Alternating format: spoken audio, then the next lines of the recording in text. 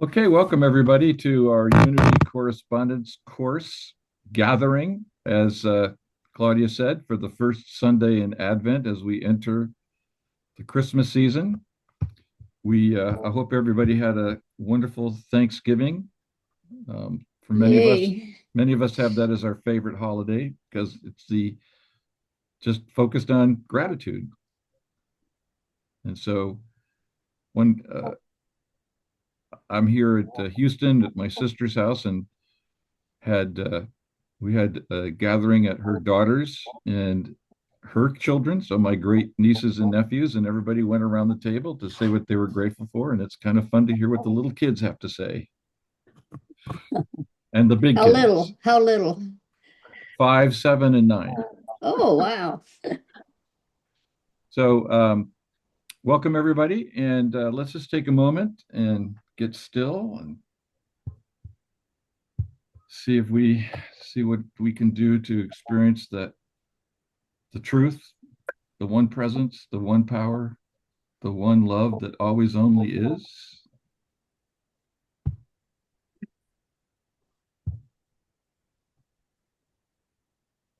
As we say in the prayer for protection, wherever we are, God is, and all is well. And as we feel that truth, I'll bring up the daily word for today. And our favorite daily word reader, I'm going to invite Lillian, if she would like to Of share the word course. with us.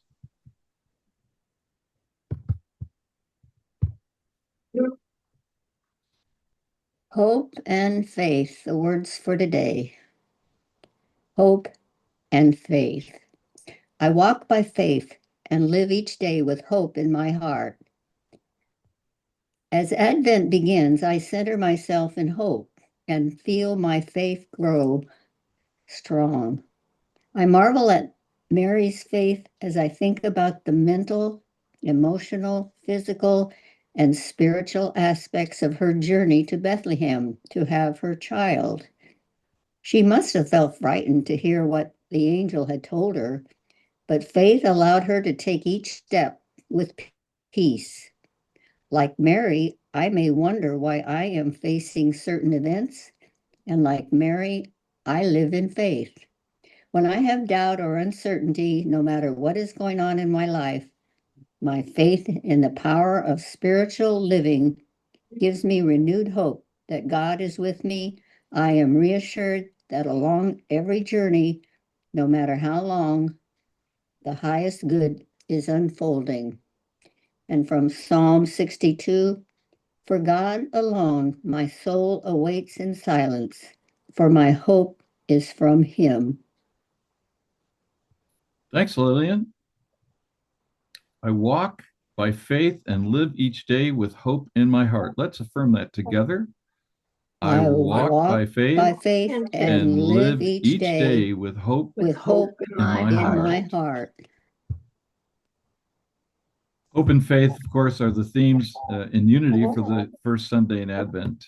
And so it's great that we can express that, acknowledge that, part of the 12 powers of man that Charles Fillmore identified. And so last week, first I want to welcome Della, and I want to welcome Veldon and Diane and Michael. And last week we finished talking about how does salvation come to us? And this week we are ready to go to paragraph 31. You might notice there's a new format. When I clicked on the link, we're back to the format that Mark had originally used, and this one's got the annotations in it. So this is pretty cool from my perspective, anyway. Mm-hmm. So before we move ahead to the text for today, anything that anybody would like to share from last week's readings? Any reflections, questions, snarky comments? Janet? I think it's probably 2 weeks ago. But Okay. anyway, on Thanksgiving, I had as it was happening, I thought, this is what we were reading about regeneration. So when I got home, I got out the books and I read it and read the annotations, and it was really quite the eye opener. I think it's too long to tell, but in reading that stuff, I'd come up with a question: were Charles and Myrtle trying to go forward to a bodily continuation? Were they trying to keep the body they were working with their lifetime? Were they trying to keep it not dying? I vaguely remember some of that from Myrtle's writing, but I'm not sure. And I'm interested to know, is the goal of resurrection in unity to keep your body and just never die physically? As always, Janet comes up with those easy, light questions. And she always frames like, I was thinking about this. So anybody have some thoughts? All I know about that, Janet, is what Dorothy Fillmore told us, and she was at Phil's Fillmore's bedside, Charles's bedside, when he was dying. You mean Dorothy And he Pearson? said something to her like, Dorothy, I thought I could live in this body forever. I failed myself. So I don't know about Myrtle, because what I understand about Myrtle was just said goodbye to everybody, kind of like goodbye to all of her staff. And then she just went upstairs and then she just went to sleep and she didn't get up again. She didn't make it about, I'm going to go die now, but just so those are the only two anecdotal stories I know about how they died. What do you think, Marty? Do you think your body is going to go on forever if you get this right? No, but I think Dara had her hand up. Let me defer to Dara first. Oh, um, thank you.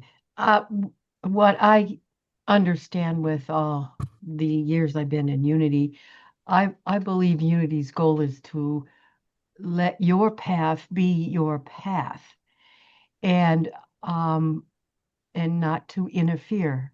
If you are to make a transition early, then you are led, of course, to the other side where it is your home and greeted by beautiful people that you remember, and then taught again.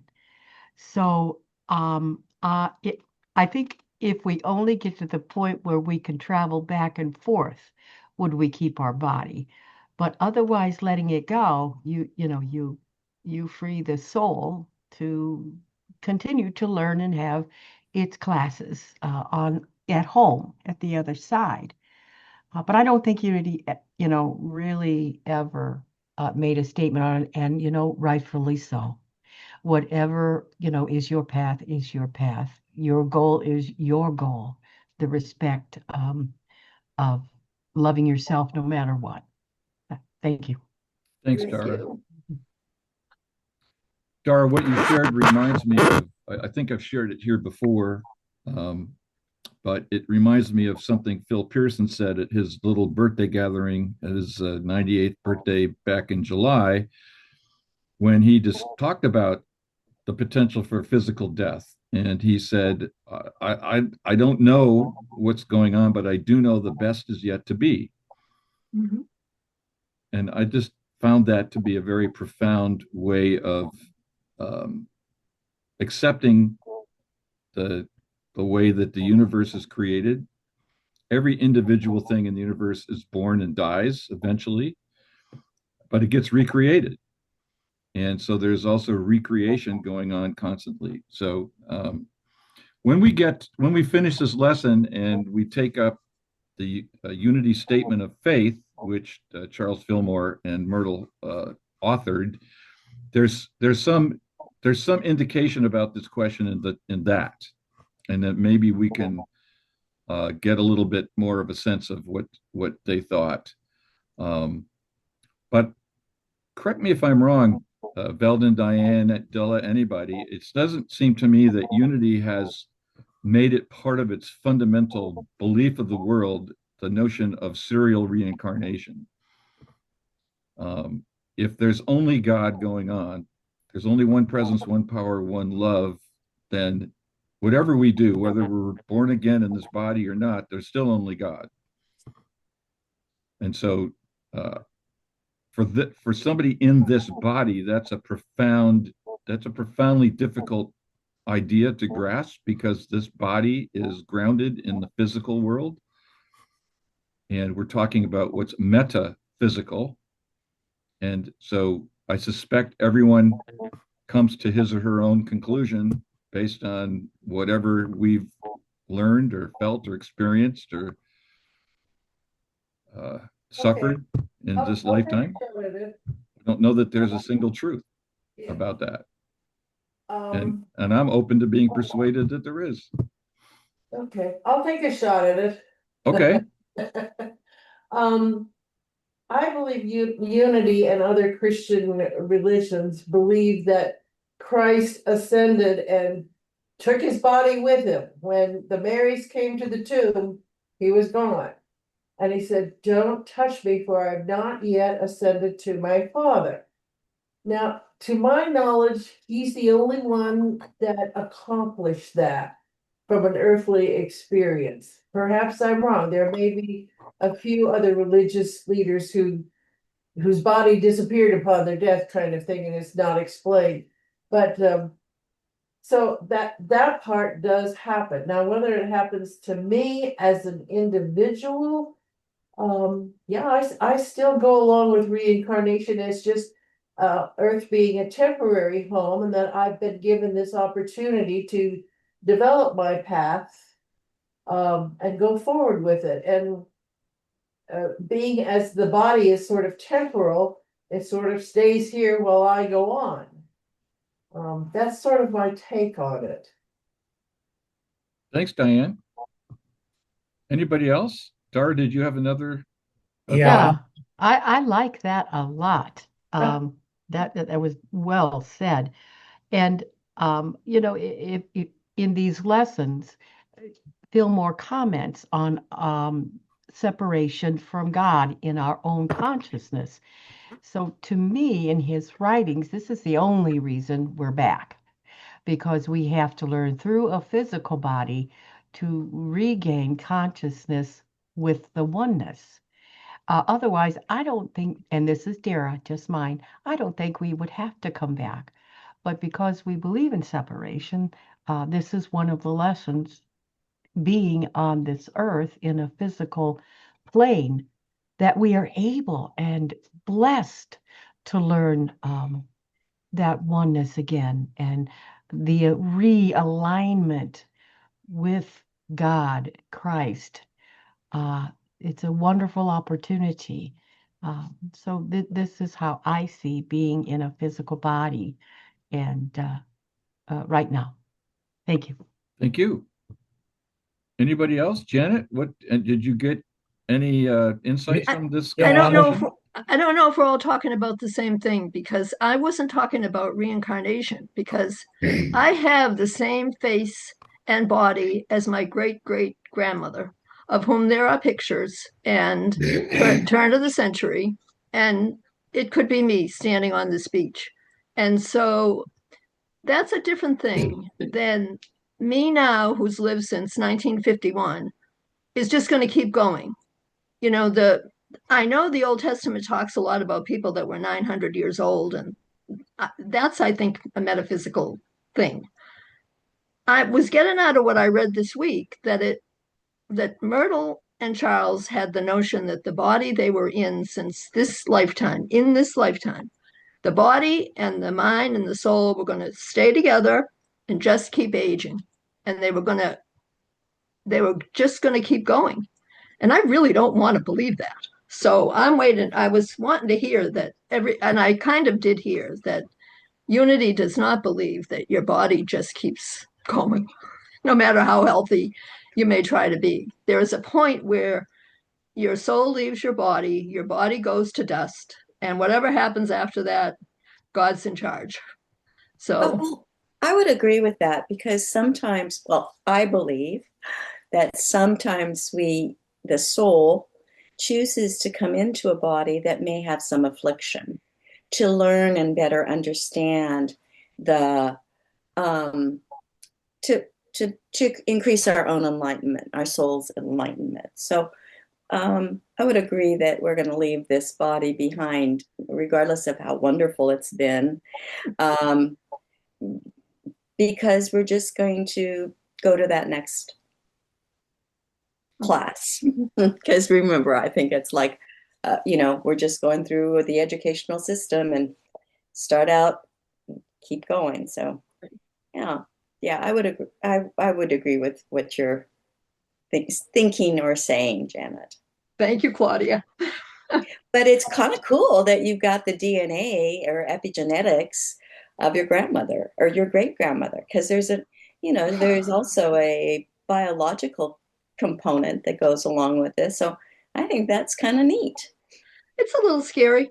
And long before we ever found that picture, I was being commissioned in my mind. I was supposed to be writing her story and either making it into a novel or whatever.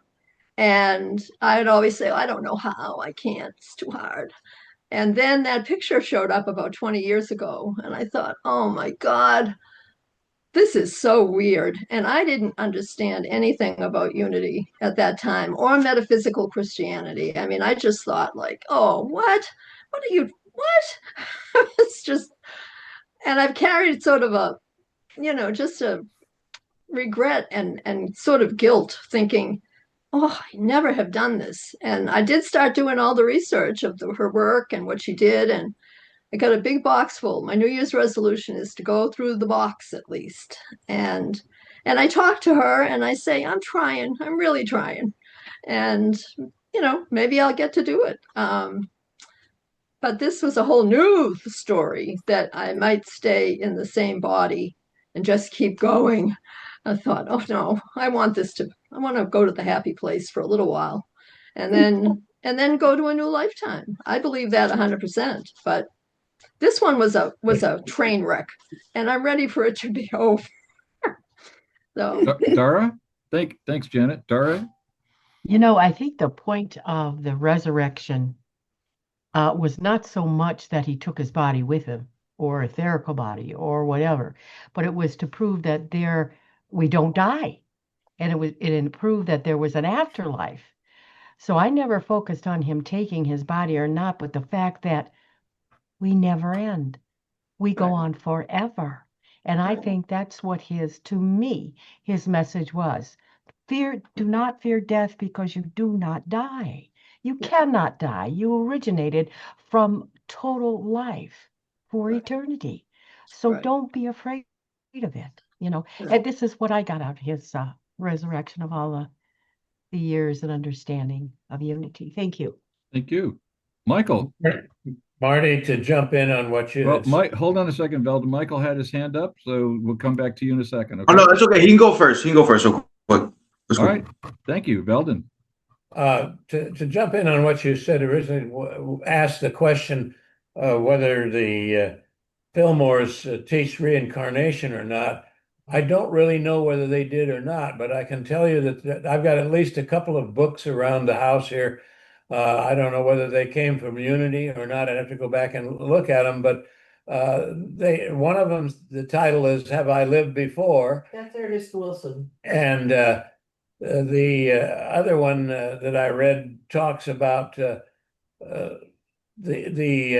spirit, the people choosing to come into a particular body, and they're discussing elements of having lived before. And I don't remember what the title of that book is, but there seems to be a consensus that they have chosen to come back. And then you go into the book talking about the soul and the fact that we're supposedly part of energy that it never, the energy is always there. And I think that energy is linked to our souls and so forth. So that's my 2 cents worth. Thank you. Michael? Hey guys, how you doing? Yeah, on this topic, I mean, like, I've read a lot of Emmett Fox, and like he has like that essay, Life After Death, and he basically says, when you leave, if you don't regenerate and achieve basically what Jesus did, which obviously is expounded much in like the first couple of chapters of the 12 Powers of Man. But in that Life After Death essay that he has, he basically says he believes in reincarnation. You die, your etheric body, leaves you don't die, but you leave your physical body. You go to the etheric plane for rest and reflection, as he says. You're there for a while, and then you come back, and that's basically what happens unless you basically achieve. I know I'm kind of butchering this. It's obviously these are concepts that are like profound, very profound concepts. But yeah, unless you basically the end goal is to basically achieve what Jesus did, which is to merge the substance of the spiritual body with the physical body, and then at that point basically resurrect yourself and you have like an everlasting body. But until then, you basically reincarnate. Okay. Nicely said. I get that. Thank you, Michael. Yeah, I'm like I said, I'm still trying to wrap my head around all this stuff, but yeah, I'm Michael, by the way. It's great to be here, guys. I love the discussion. This is a great group. This is what I've been looking for. Well, welcome, Michael. You're welcome. Michael, what's the name of that essay? The Fox essay? It's in Power Through Constructive Thinking. Yeah. But it's also online. If you just look up like Emmett Fox reincarnation or Emmett Fox life after death. I really like Fox because everything he writes, it's straight to the point. It's so like a middle schooler could basically understand like the stuff he writes. It's very easy to understand. So I have the book, the essays Life After Death. Yeah, Life After Death. Yeah, he basically elaborates on it and it like that, and like to me, with when Fillmore expounds on like Christ says to Christ prophesies of a new race of men that would set up a new kingdom on earth where basically you don't die. I guess from my understanding from reading the 12 Powers of Man, that's like the end goal, and that's like the metaphysical knowledge that Christ really came to teach that obviously got obscured by the churches and everything. Yeah, that's my understanding. Thank you. Thank you. Thanks for that, Michael. I just point out, I think I raised this point last week, is it's tempting to take the stories of the New Testament and read them as history. And I think our founders would prefer that we read it as metaphysics. And so even the whole question of crucifixion and resurrection is much more understood metaphysically than physically per se. And I think the way, Michael, you put it is pretty spot on, which is that Jesus's insight was that the spiritual, the divine, and the physical are one, and we experience them as two. And the journey that's the illusion, right? And so the journey is to transcend that illusion and to feel the truth that there's only one presence and one power going on. Right now, as we're sitting here talking, it's just God talking to itself in these various mosaics. I mean, what is the crucifixion represents the crossing out of the personal self, right?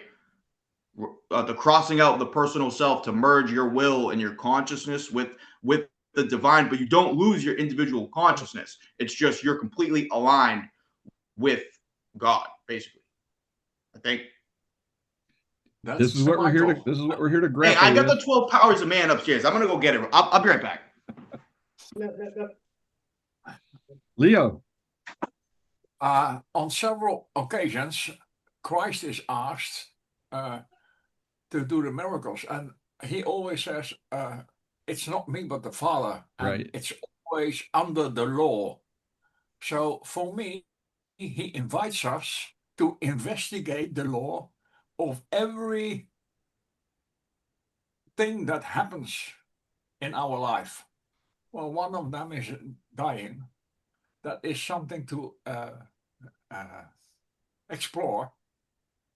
And yeah, my favorite subject is Old Egyptian, and I'm very sure Christianity has its roots in it, and it is about Isis and Osiris, and every day we go through death and life, and every morning you rise up from the death, and there is a tiny instance between fully asleep and fully awake that you can feel you are more.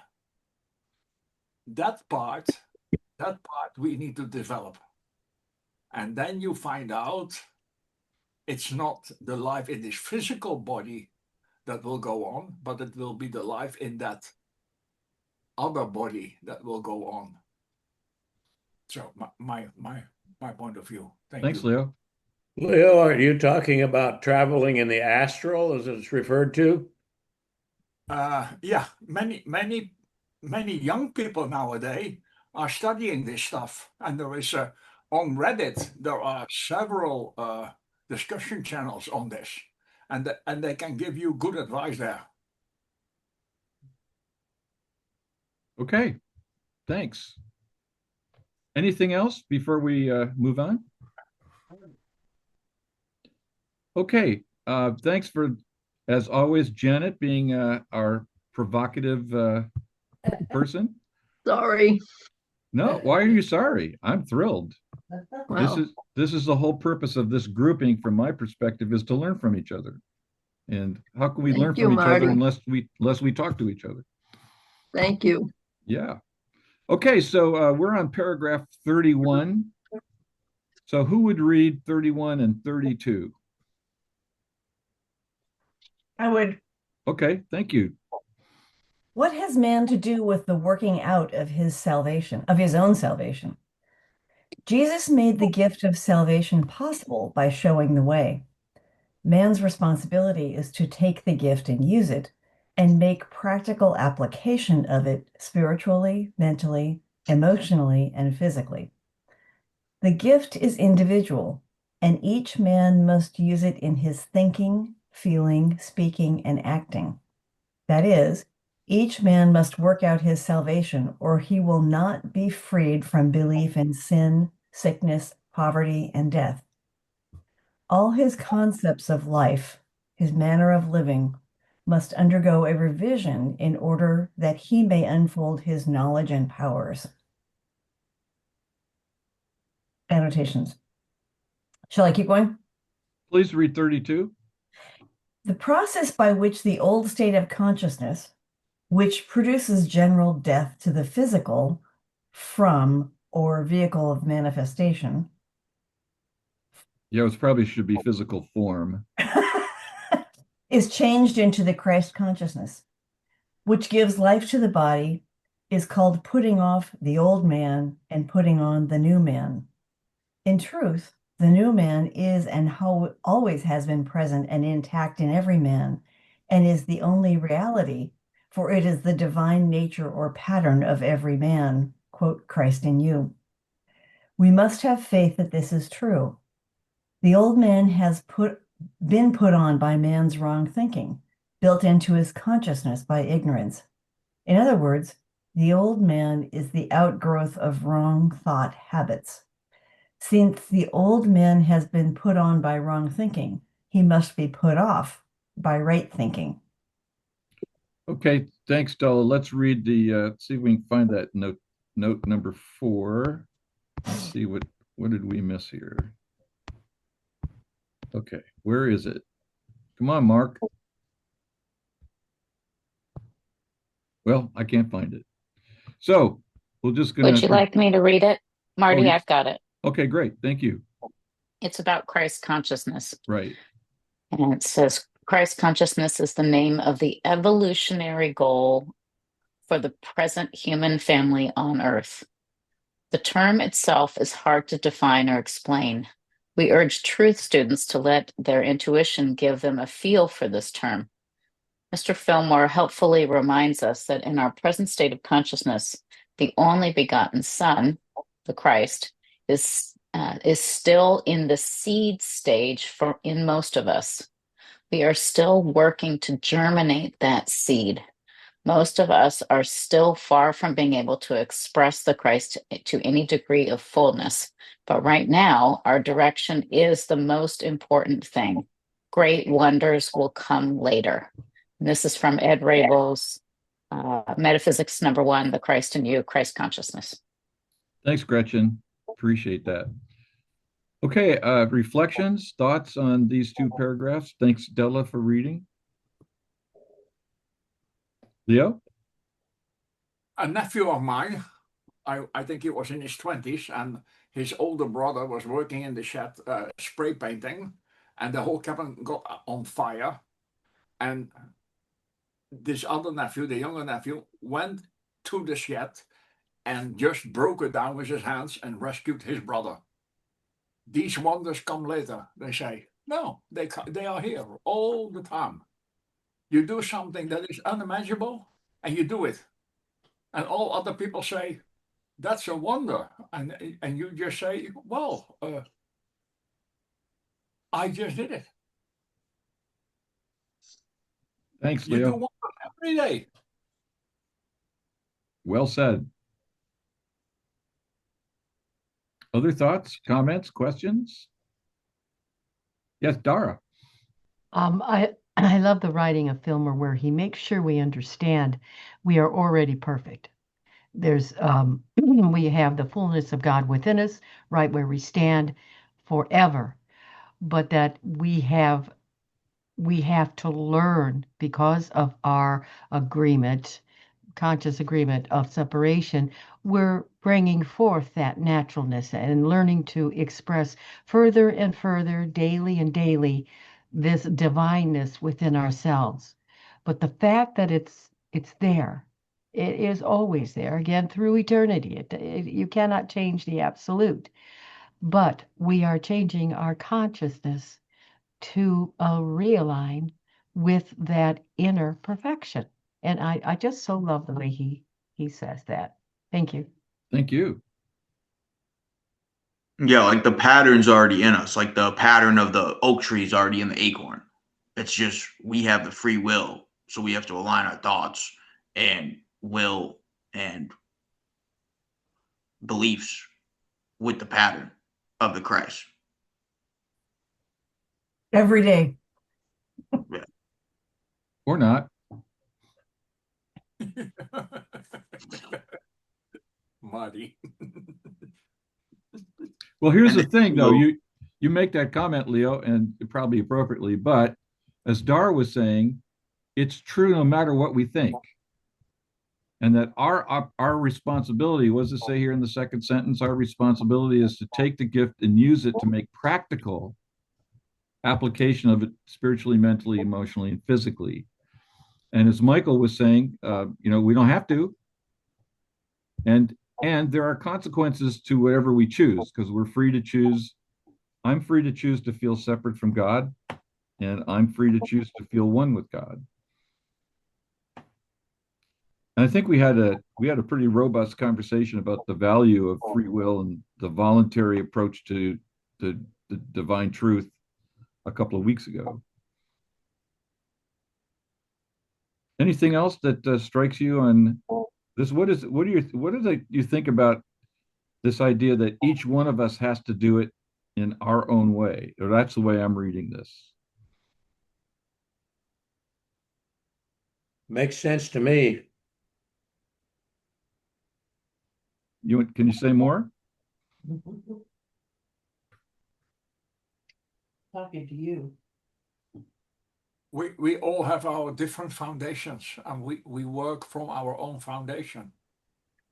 And that is what I would call our fulcrum. That's our point where we can make the change in our world. That fulcrum, that is our own personal life. Okay. There's Thank a you. there's a spiritual responsibility that we're given.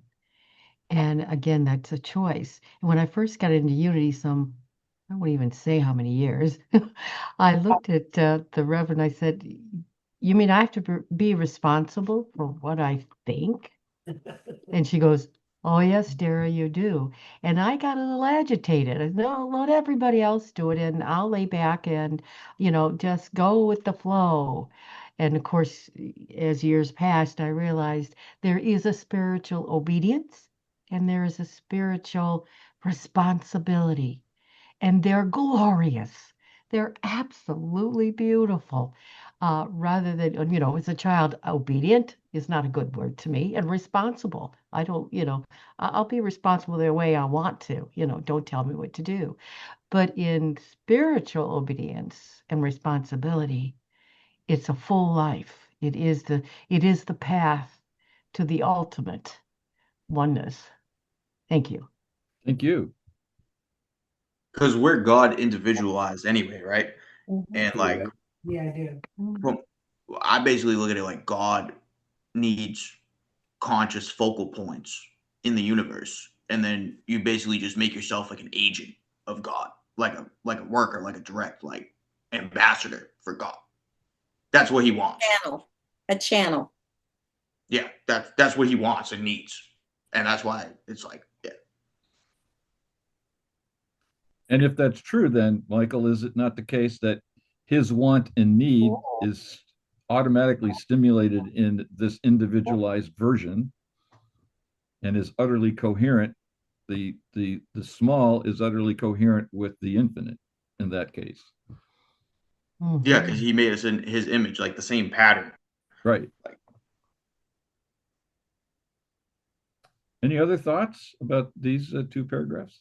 Just as long as we understand it's not a he. I do. I have no problem with that. And when Fillmore says man and the Bible says man, it really means man and woman. And I take it that way. Well, I'm getting to it. God is an energy force and field. God is not a guy or a gal. Right. We just, the attributes of what Mother, Father, God are attributes, but God is not a Well, yeah, human he being. has like all the traits. Like love is like would be like a feminine trait of God, and intelligence would be like Careful. No, I understand. It's hard to not. It's not to not. No, but It's yeah, he's not a person. He's not. Not a He's person. unlimited. He's infinite. You can't define him. Right. You can't define him There as you a go. person. It's not like a man or a woman. But man and woman both have both traits anyway. But God Right. has unlimited traits, masculine and feminine. It's interesting. You can't. It's not a person at all. He's not. It's a spirit. It's a spirit. So it's not a person. So It's you that can't God's define it. You can't define it as like he or she. That's just like universe. God's actually not even not a spirit. God is reality. God is all. Mm-hmm. God is. God is right. Idea, right.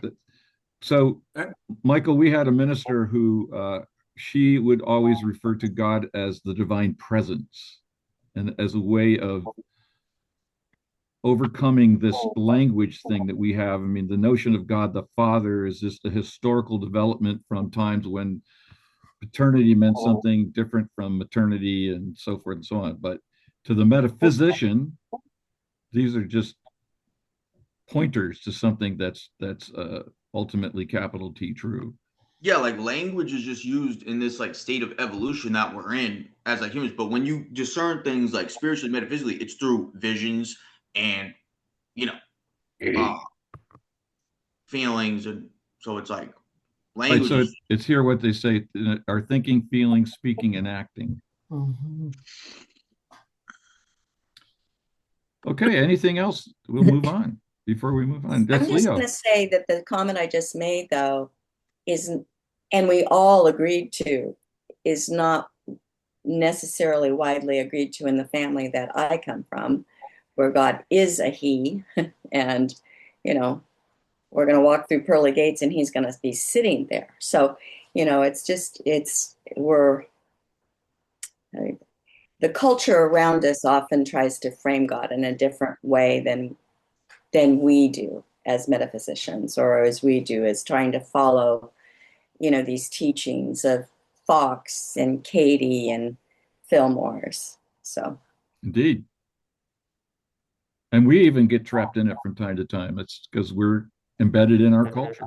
mm-hmm, exactly. Mm-hmm. So, and it's all God, so it's all good. Mm-hmm. Last week, I saw the movie Gentle, starring Barbara Streisand. Yeah. And she is the daughter of a Jewish man, and her brother passed away, and father spent time with the daughter studying the biblical text, which was forbidden at that time, but he did it anyway. And then father passes on, and she changes into a boy, and she goes study the Bible, but as a boy, and she meets her, how you say, discussion partner, and then this issue comes up, and she says, it's not in the Bible. It says God took a rib. It was meant to say God took a side, and she says, man and wife are the same. Just God split that total in half. We are both equal. That's in the movie. Beautiful movie, anyway. I looked at the extended version. Lovely. Thanks, Leo. So Claudia. So you didn't know you're going to get movie reviews here, folks, as well as Roger Ebert. yeah, but we could consider that movies are just a medium of communication as written word or scripture was 2,000 years ago. Mhm. So there's usefulness there. I'm moving too, you see? Yeah, exactly. And words are moving too. Anything else on these two paragraphs? And who would read 33 and 34 for us? I'll read it, I guess. Okay, thank you. Paul said to the Ephesians that ye put away as concerning your former manner of life the old man, and that ye be renewed in the spirit of your mind, and put on the new man, that after God hath been created in righteousness and holiness of truth. 34. To get spiritual understanding of Paul's meaning, one must take the statements into the silence. By meditation and prayer, one prepares for the quickening of spirit that will make truth the saving power in one's consciousness and daily experience. Words like these used by the individual will help to quicken his understanding. So would you read those 5 bullet points, please? Old thoughts and old conditions are as waters that have passed away. Behold, all things are made new in my life. Pain, sickness, poverty, old age, and death cannot master me, for they are not real. I am a new creature in Christ Jesus. I am alive, alert, awake, joyous, and enthusiastic about life. Thank you, sir. Thoughts? I didn't know that's where Fillmore, where that saying that we often say, or from Fillmore, originated in this text. I'm alive, alert, awake, energetic, and enthusiastic about life. That's great. Kind of a ditty, isn't it? I'm alive, alert, awake, and enthusiastic. Sing it. Sing it. I'm alive, alert, awake, enthusiastic. I'm alive, alert, awake. I'm awake, alert, alive. I'm alive, alert, awake, enthusiastic.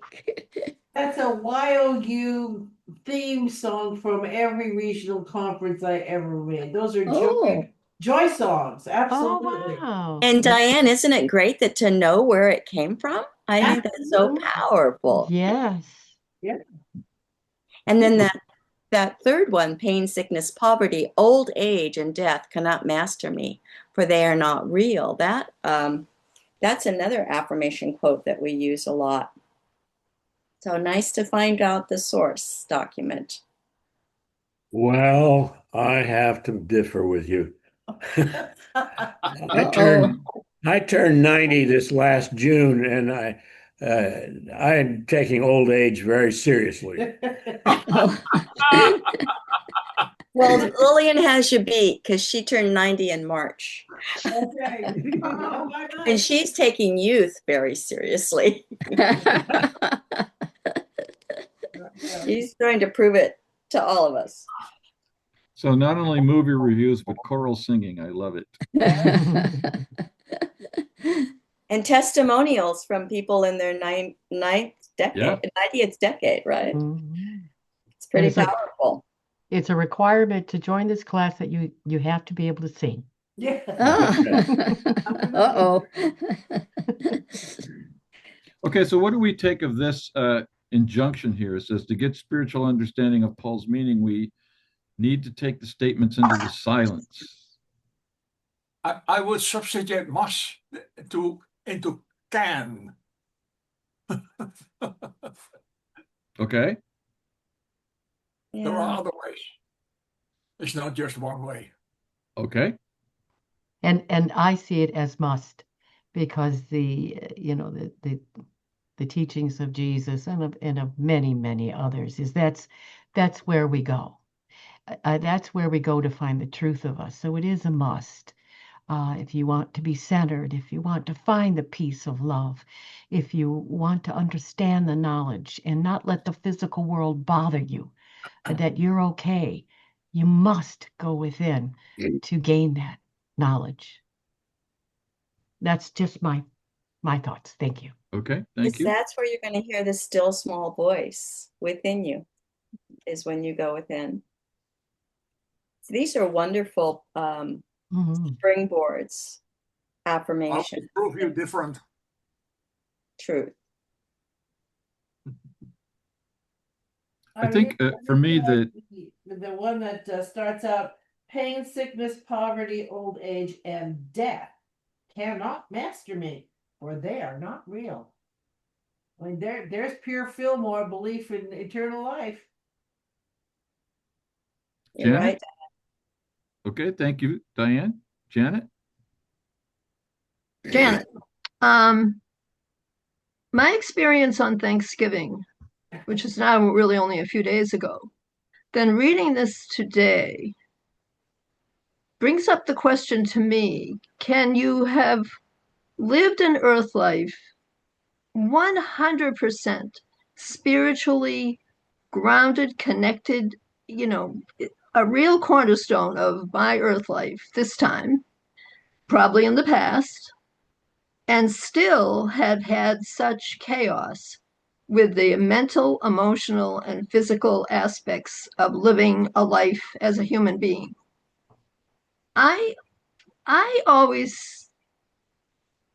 just always realized that I either got it wrong or I was being really challenged in this lifetime in those areas. And the gift was the spiritual sureness that was always over everything that happened. I'm just surprised that at this point in chronological years, I would have such an experience that like cleared up a lot of that mental emotional confusion. And I just, can you get through a lifetime with a spiritual, cornerstone, and it's enough. The other things don't have to appear to be being lived well or right, or there's not something about you to be fixed. That it's enough to have the spiritual part of it. That's the question. Is it enough? Or am I supposed to keep working at having this other aspects what do you think? demonstrate? What do you think, Janet? Well, what I think and what I want are two different things. And I want you to tell me, just keep doing what you've been doing. You're doing okay. You're doing Just fine. keep doing what you're doing. You're doing okay. But I don't believe that. Now, what I saw on Thanksgiving, I thought, oh my God, you have really got to like get on this now. And I've written letters to a couple of people and explained what happened and said, what do you suggest? What do you think I should do, or where should I take this? I want to get answers back. I haven't yet that say, you don't need to do anything. Just relax.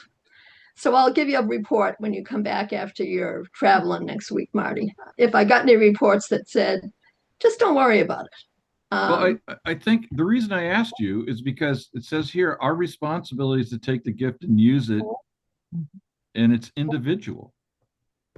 Mm-hmm. And so the way I interpret that is you get to decide how to answer that question. and that there's no wrong answer because there's only God.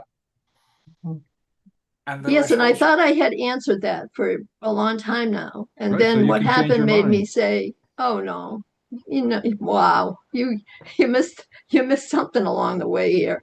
So You know, I just found, I've missed many things along the way, and I'm okay with that. you know, I found that, you know, I quit, and this is just me. Others never answered my question because they weren't meant to. Dara had to answer her own questions, and that was in prayer and meditation. And yes, I heard what I needed to do. I may have ignored it, or I may have taken it. I take it now, and it's my older age, because I've learned. But other people could never answer what I was to do, only I, because they are not my path. I chose to come back in a certain path and now know that I go within to find, should I turn left or should I turn right? And gain the answers. That's why Jesus went into meditation. He had to go into meditation. He got his answers. He had guides. He had angels. He had other people's helping him, other guides helping him. So I quit the struggle of going to other people because it was never solving, you know, who I was and what I wanted. Again, this is my thinking. Uh, but I know that now, as I practice, I have the answers all the time. I have to listen. I have to be silent. I have to have faith and trust. And it comes every single time. And it's practice. Didn't happen overnight. You know, had to practice. But it's there. It truly is. All the answers are within you. Thank you. Thank you, Dara. Other thoughts?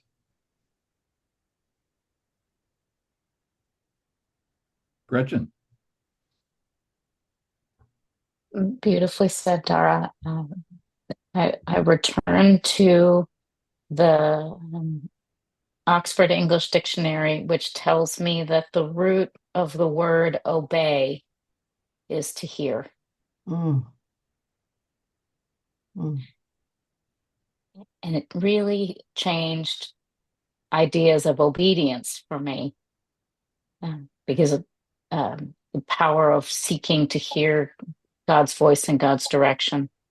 And that means not only to go to the places where I'm going to hear it, but also when I hear it, I can't not do the things that are given to me to do. And even as weird and as wacky as they may be, in my conscious mind, those things have always led me to a greater truth and a greater sense of purpose, I guess. Mhm. Thank you. Thank Beautiful. you. Beautiful. Anything else? So we have time to read 35. Who will read 35 for us?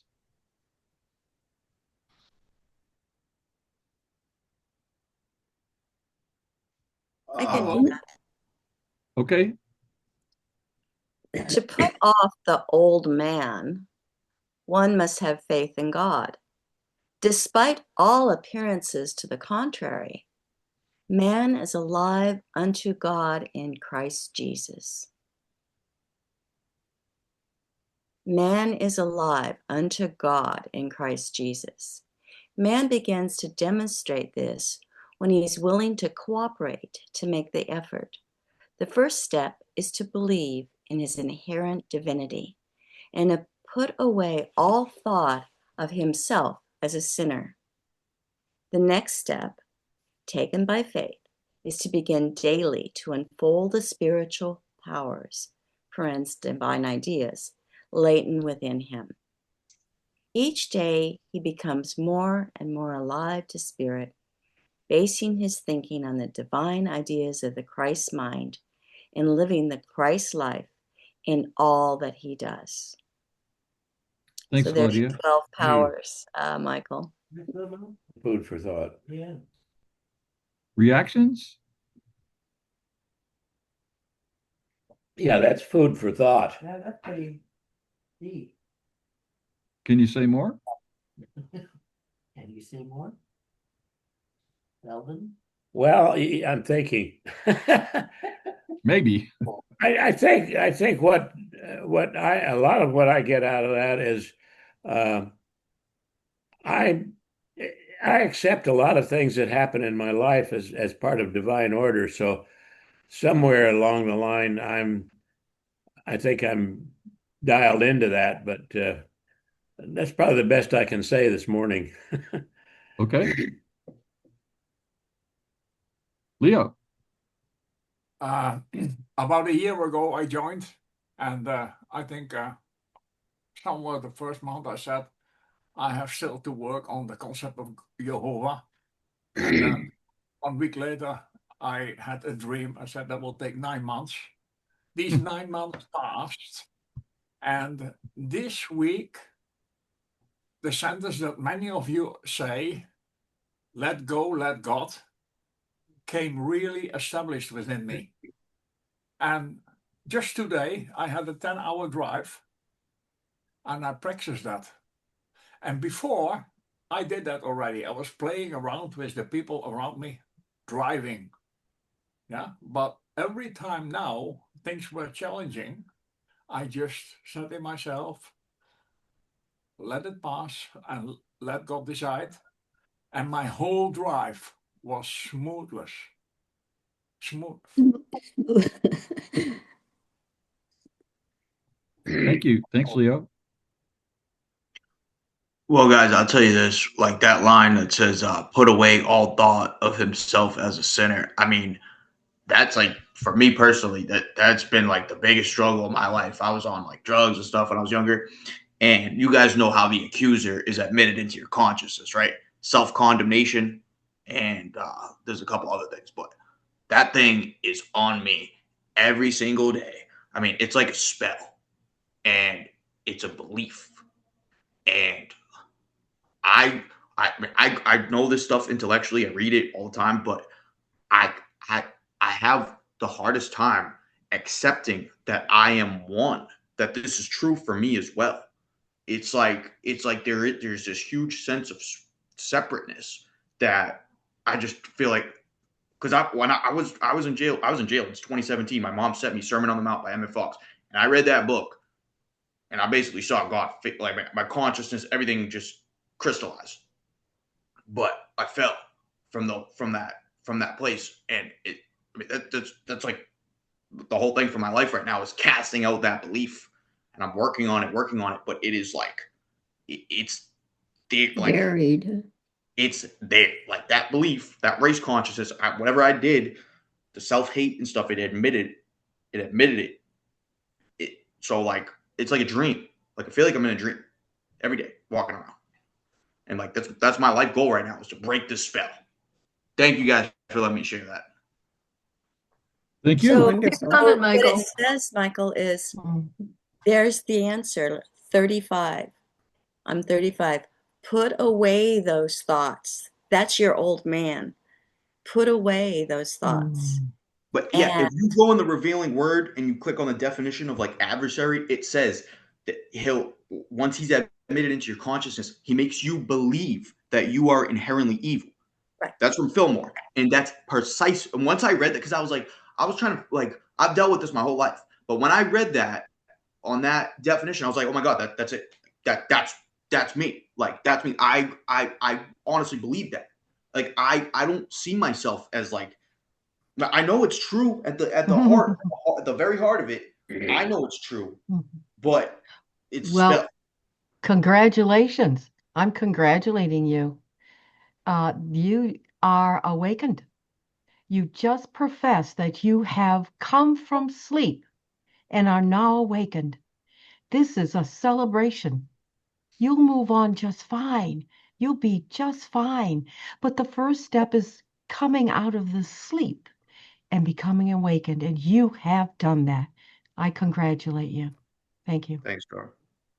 It reminds me of something that Jen had also asked earlier. And it's that old Buddhist story. It's like before enlightenment, chop wood, carry water. After enlightenment, chop wood, carry water. Mm. The realities of our lives are still with us. It's how we embrace them, how we accept them, how we befriend them that changes. And we might not you, I didn't mean to go into lecture mode there. We might just consider that those crazy voices in our head are divine and embrace them as divine. It's like, okay, you're here to teach me something. What might that be? But they're states of consciousness. I That's why I love understand. this. It's all consciousness, all the Yep. beliefs, Mhm. dreams, and everything. It's other planes, and it's all what you're conscious of. Yep. And so You're I in gotta the just you're in the right place. You're in the right place, my friend. Yes, We're all about yes. consciousness here. Yes, yes. Welcome, welcome. We're out of time. All right, so we are out of time, and I want to let everybody know we're not going to meet next week. I'm going to be traveling back to Sacramento, so I won't be able to do this. So we'll pick this up in 2 weeks on the 14th of December, third Sunday in Advent for those of you turning your Advent calendar. And so so again, thanks everybody. Michael, thank you for joining Thank you. us and making us better. And I want to let's close out with our prayer for protection.